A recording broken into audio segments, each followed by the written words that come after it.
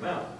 And as he sorts, one of the things he notices almost at once is that in each one of the collections, let's say Iowa history, for example, there are holes within that collection of books that should be there, but aren't there.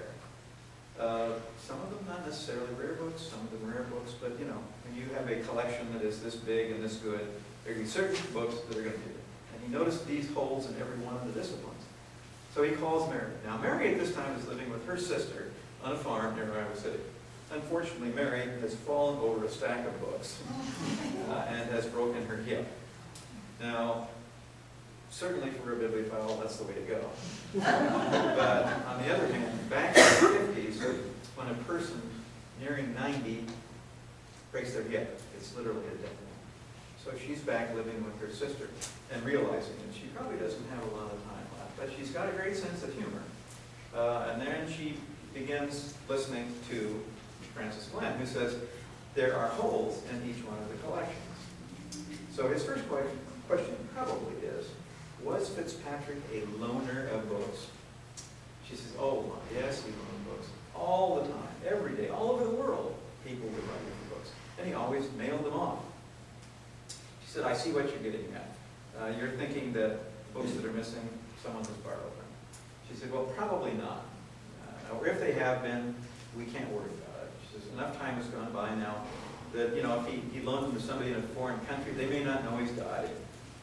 He's loaned them to some professor off somewhere that may not remember where he got them. They've loaned them to some professor off somewhere who knows where he got them, but knows that Fitzpatrick is dead. And they're on his shelf because, as you know, when you loan a book to someone, you got given them that book. She said, so here's what I think. She said, I think that whatever you've got, that's what we're going to have to go with. Just ignore anything that's out there. We know that he was getting books back all the time, the library was. We'll just have to say whatever's there, that's the collection. But Francis Glenn was not willing to accept this. He said, no, this is not a good answer. Because, in fact, some of the books that aren't there are common books that would be in any university library in the United States. No one would write from anywhere to borrow a book of someone that are missing. He said, and they would be there. You know, they're staple positive items. If you collect Nebraska history, you're going to have Andreas history of Nebraska 1882. You're going to. Everybody's going to have it. And some books like that, they just weren't there. So he said, you know, they've got to be someplace. Well, she said, now, I understand you took 10% of the books, the tip of the iceberg you brought. You took 10% of the books back to Kansas City. That means you left 90% of the books in Lincoln. So the books, she's thinking, the books that you're looking for that aren't there, you've left in Lincoln. So she asked the next obvious question. She said, well, which books did you look at? He said, well, I looked at all the books. She said, no, which books did you really look at? He says, well, I really looked at all of them. No, which books did you actually carefully examine? He said, I carefully examined all the books. Look, he said, I took 10%, but I looked at all of them. She said, no, I don't think you understand what I'm saying. Which of the books did you actually get into? Because I think her thinking at this point was, for example, if a book has 10 plates or maps, and if one of those plates is missing, 1 out of 10, that book is worth 50% of what it would be. If 2 are missing, 50% of the 50%. So Francis Glenn, probably in an attempt to stop the conversation at this point, says no. Explains to her about that. She said, we vetted every single book in the house. I looked at them all. I took the 10% I wanted that I could sell. The other 90% are there. Look, every single book in the house. That is what Mary was looking for. That's what I meant, she said. Which house? So, what turns out is, before they moved into this house in the corner, they had lived in what they called a cottage, which is a tiny little house next door. They lived in there, and then they had bought the house, the big house in the corner that everybody knew about. So, there's more books. Now at this point, Francis Glenn is going to come back to Lincoln. But this time he's going to bring with him the director of the Kansas City Public and the director of the University of Kansas Library. Because he wants them to see what's left. And these two gentlemen write an article for the, I can't think of it, the National Library Journal. Maybe that's it, the Library Journal. And that's been published. And they took careful notes. So these things are pretty well nailed down. They coming back on the train with Francis Glenn from Kansas City. Between the two of them, they have been speculating. They apparently know that Francis Glenn is capable of just a little bit of embroidery, making things a little bigger than they were. So they're estimating that probably his numbers and so forth, or they're saying 8 to 10 times more than actually existed.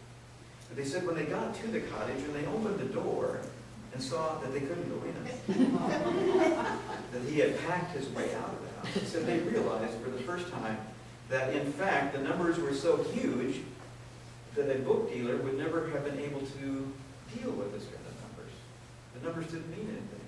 And if anything, he had underestimated the numbers of books. So he makes them the same arrangement. Will each of them take a certain part of the collections? They agree. And again, the books are loaded up in vans and taken back to Kansas City. At this point, let me see if I can find the numbers here. Where are the numbers? 90 tons of books they take. 4 semi-trailer truckloads. About 500,000 books. If you count pamphlets, probably 750,000 books. 10% of the collection. Back to Kansas City it goes. Now he's going to start sorting. As he sorts, those holes that were there slowly fill up. But they don't fill up. The holes are still there, they're just much, much smaller. Now they're called Mary. And he says, well, there's got to be more books. And Mary started, she probably laughs. She seems to have a great sense of humor. She probably laughs. And she says, yeah, you want me to tell you there's another house? She said, but there isn't. Well, Francis Glenn is not going to accept that. He's learned the first time not to just let things on. So he pushes it. He says, there have to be more books. Where could they be? And she said, well, there could be a few. There could be a few. She said, as we traveled around Los Angeles, around to Iowa, and back to Bethany, of course, Teddy continued to buy books. And as he bought books, he would sometimes send them down here to my sister's house in Iowa City. And she stored them away in the barn. Now, the problem is, her sister's husband had died long ago, and there was a tenant farmer who didn't use the barn. And she said, so the books, if there are any, and I have no reason to believe there are, but if there are any, they have been sitting on that barn, which hasn't been opened for decades. The roof's gone. You know, they would be wet. They would be